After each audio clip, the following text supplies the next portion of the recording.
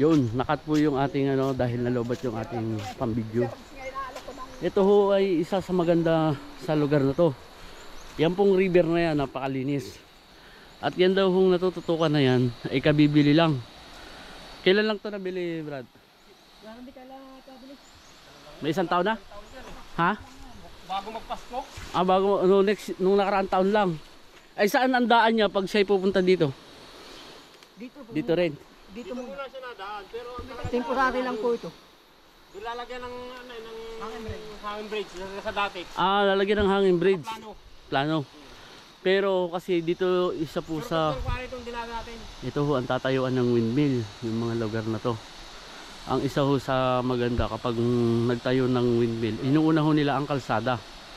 Napakaswerte ho ng mga unang makakakita o isa sa mga viewers natin o ilan po sa inyo dyan na magkaroon po kayo ng interes sa lugar ng barangay ng Tanawan.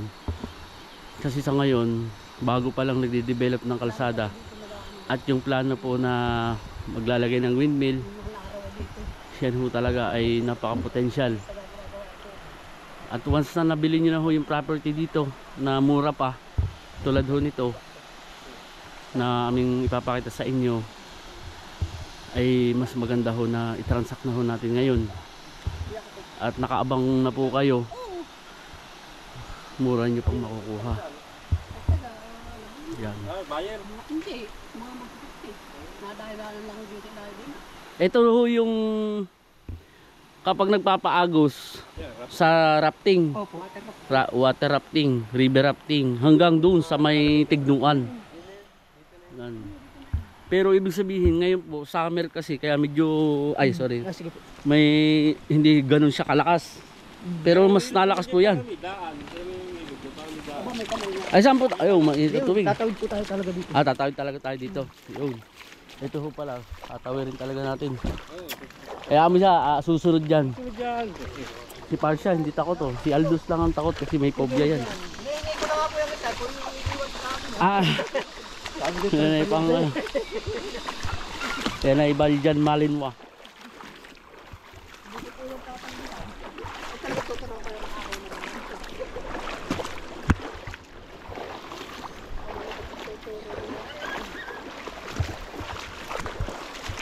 Ito ay sa ngayon ganito pa. Saan po yung gagawing kalsada? Nandiyan yung kalsada eh. Andiyan yung kalsada. Malapit na dyan. Tapos magkakaroon dyan ng Hanging bridge. yung hanging bridge. Dati yung hanging bridge yan, dati. Gagawa na ulit.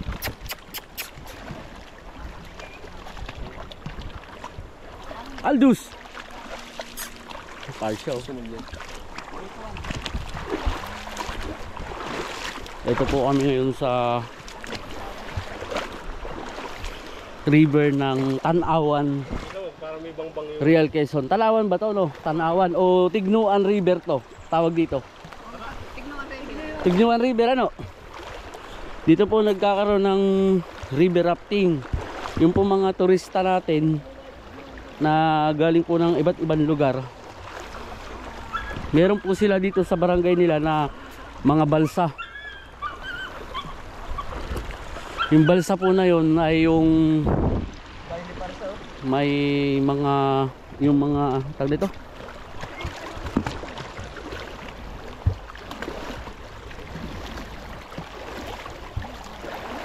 mga ano po ng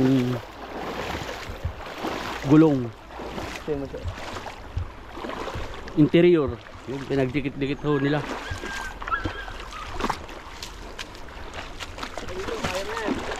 Tapos dito ho, kumpleto naman po sila sa safety. Meron pong helmet, meron pong life jacket. At ngayon pong tag-init. Ano? Cellphone mo? Ngayon pong tag-init ay ganito lang ho, medyo kalmado. Pero kapag hindi summer season, yung medyo bare months na, lakas ng river na to. Kaya nag-i-enjoy po yung mga nagre-river rafting sa lugar na to. Ang labas na po doon na sa Tignuan, malapit na po doon sa dagat.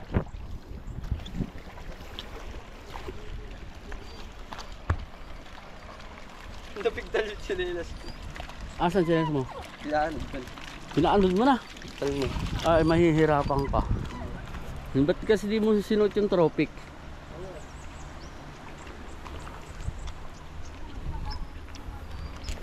Dito yung pupuntahan namin na property. 35 pesos per square meter, 2.7 hectares. Yan po ay magkapatid daw ho. Yung isa, yung 2.7, yung nasa titulo niya ho, buhay. At yun po namang sa kapatid, parang asawa na lang ho ang buhay. Patay na ho yata yung nasa mismong titulo.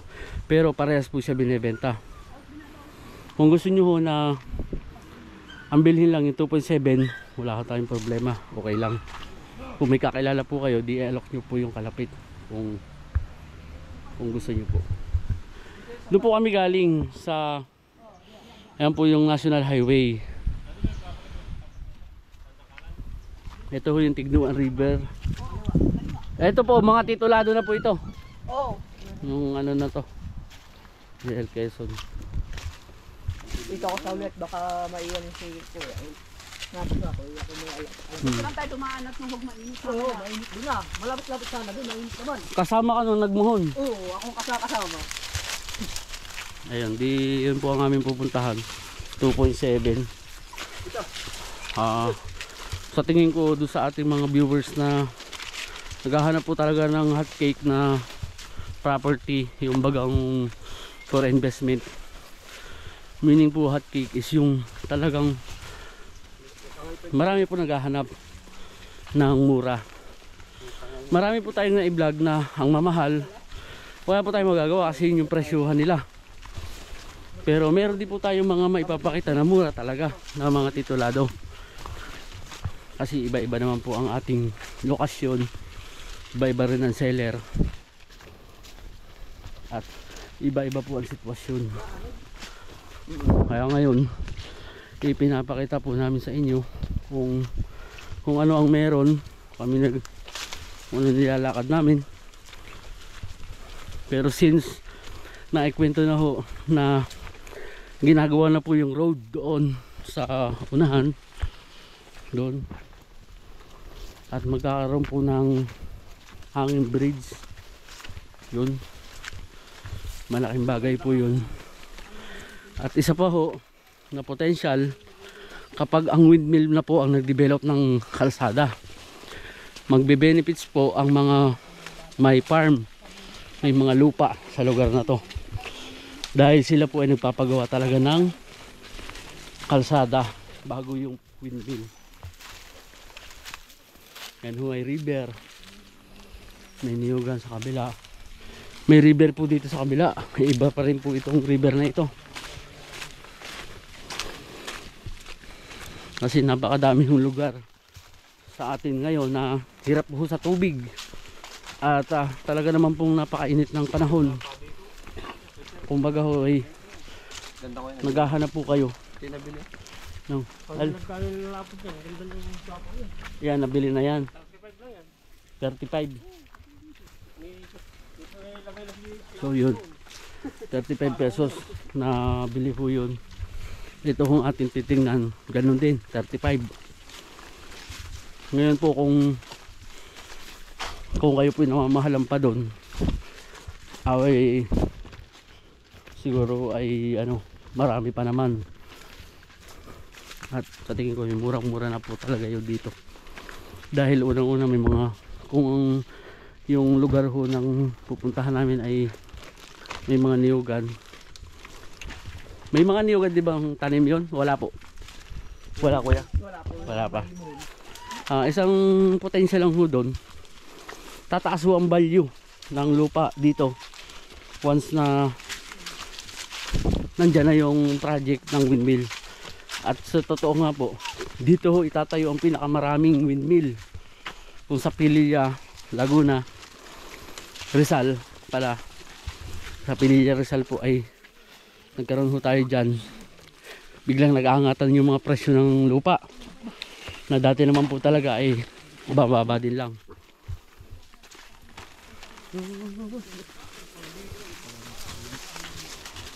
Eh dito, ganun din po mangyayari.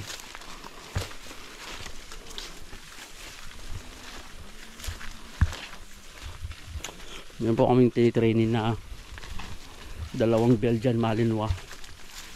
Para every time po na pupunta kami sa mga ganitong lugar, kagubatan, sanay na sila. Sa 3 months old, magti 3 months pa lang po yan. Yan dalawa na yan, si Aldous at si Parsha.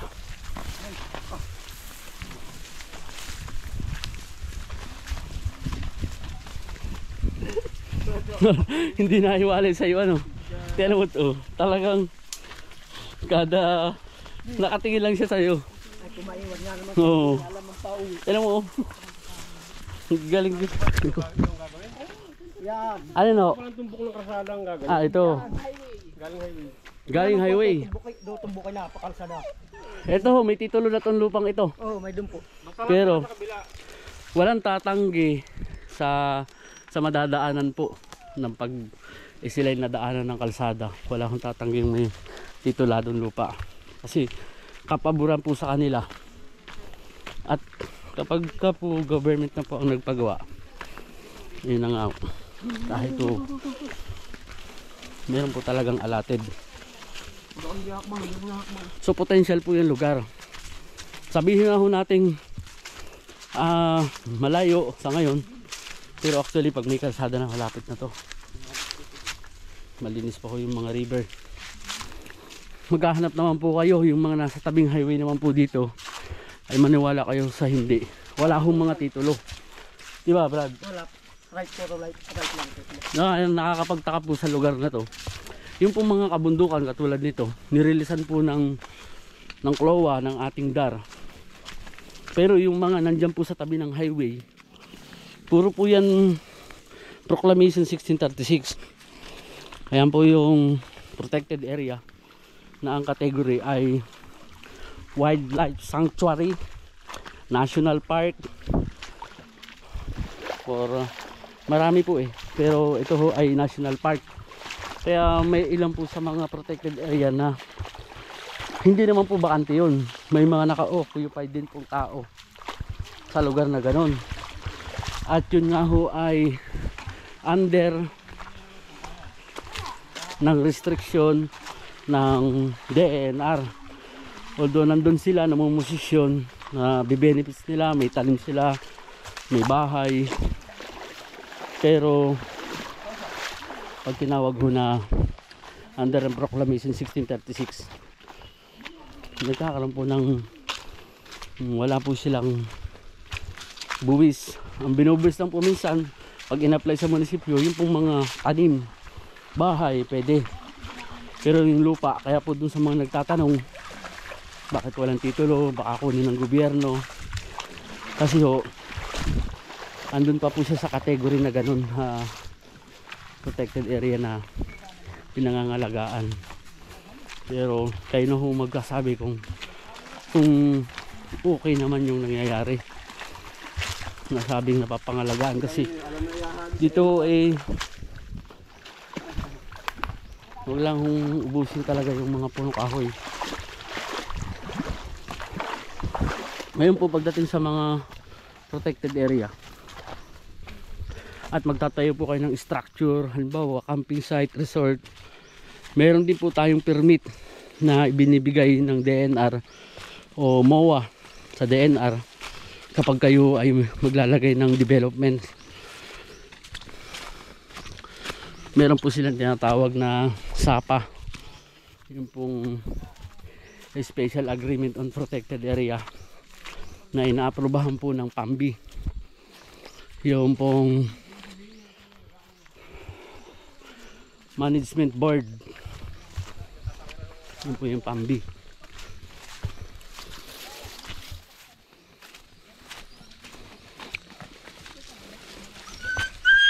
Sige, kaya mo yun.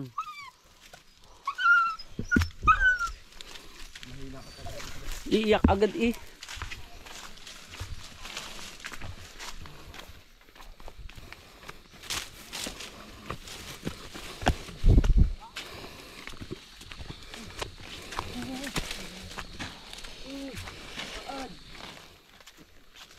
Medyo malayo-layo rin ano.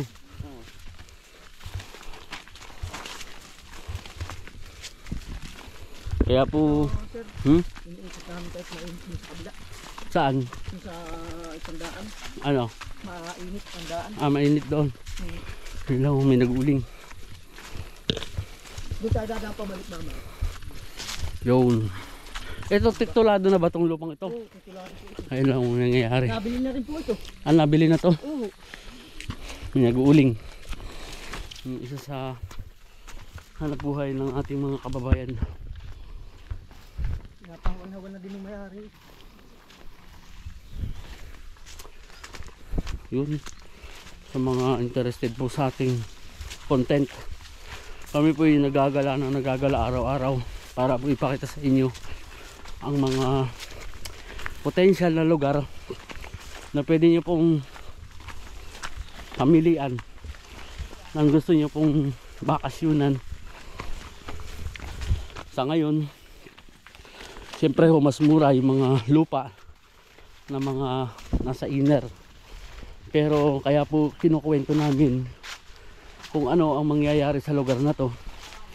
Dahil kung i-advance po natin, ay dun po talaga ang pagpunta.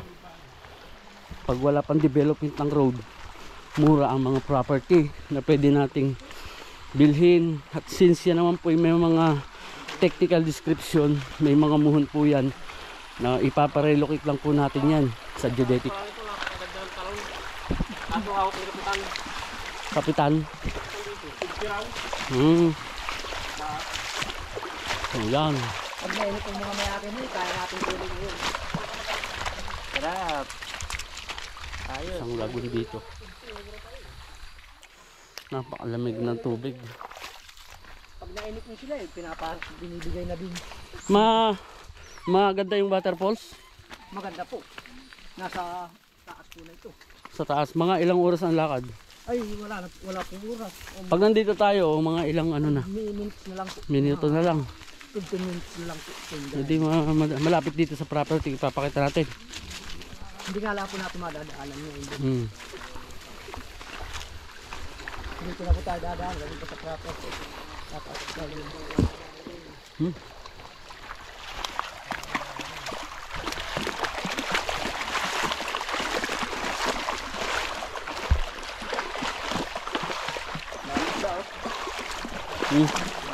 Ano, ang ganda dito mamana.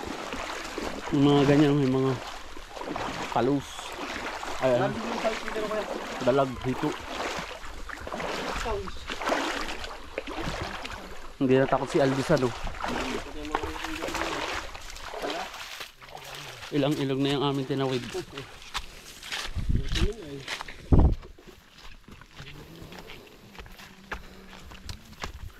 Huwag na ho natin ikat yung video kasi pag ho dun sa mga viewers natin na nagtataka, ba't napakalayo? So dito pa lang po sa video natin, alam nyo na ganito yung nilalakad namin. Pero potential siya. Yun lang.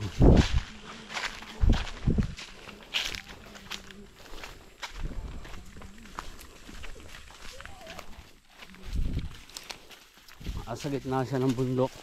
Ang kabila ho ng bundok na to, yan ho yung Marilaki Highway, yung Marcos Highway na tinatawag.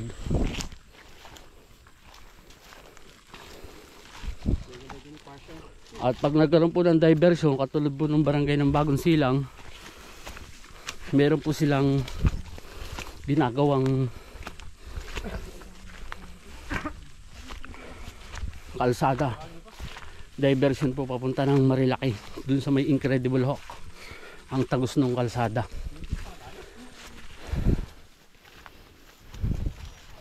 Dito mismo tayo dadaan sa kalsadang tutumbukin nila. Kaya dito, Ano? yung kalsada mismo tutumbok ang gagawin dito tayo dadaan. Gano'n. Doon tayo dulo. At mamaya pagbalik, Hindi, dadaanan na natin mismo yung kalsada. dadaanan na. Magpaya dito ko dinaan para alam yung uwi na tumbok ng kalsada. Pwede naman tayo sa karasada na mapabalik para mag-vlog ko na maayos. Oo nga. Pwede. Ang tagohon. Kita natin yan.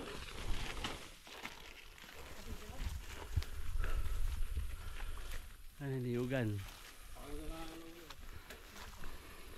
Parang paligo na uli. Nakawala mo to. Okay. Alam, para ito na naman doon pag sumakuha sa ko.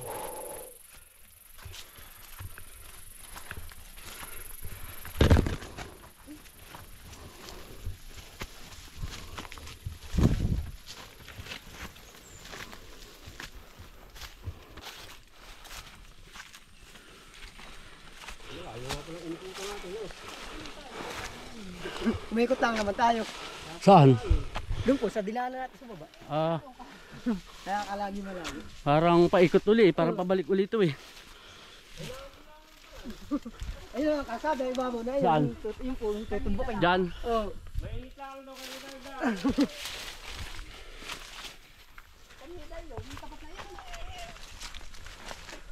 Init lang, aba, matindi ang init. Baka makakainom ng tubig. Kaya, pwede po yan. Ito. Mamaya, pag Bukal. halamig ng tubig. Ay, doon po sa property, talagang may sariling tubig. Sarili ng tubig. Oo, karili yun. Mamaya, kung yun doon. Cut ko muna to. Pag